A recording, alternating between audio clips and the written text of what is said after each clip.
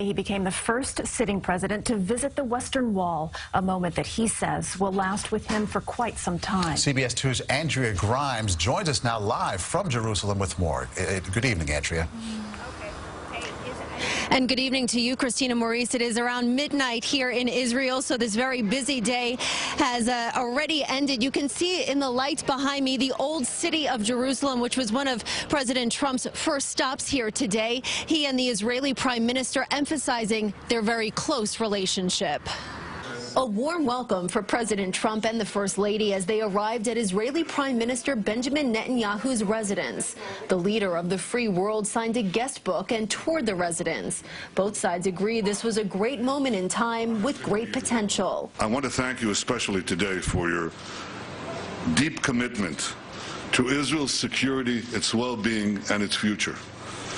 I have no doubt that as we work together, you and I, the alliance between our countries will grow ever stronger. Today we reaffirm the unbreakable bond of friendship between Israel and the United States. A friendship built on our shared love of freedom, our shared belief in human dignity, and our shared hope for an Israel. The Israeli Prime Minister recognized a big change in U.S. policy. And I want to tell you also how much we appreciate reassertion of American leadership in the Middle East.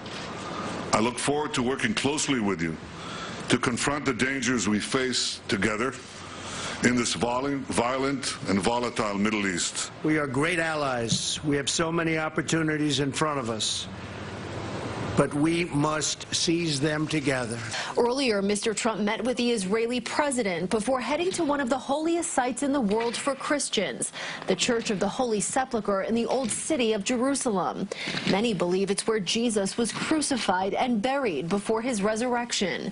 From there, he traveled the short distance to the holiest site in the world for the Jewish people, the Western Wall. Mr. Trump's visit here is significant because no sitting U.S. president has ever visited the Western Wall. The international community and the United States do not recognize it as part of Israel.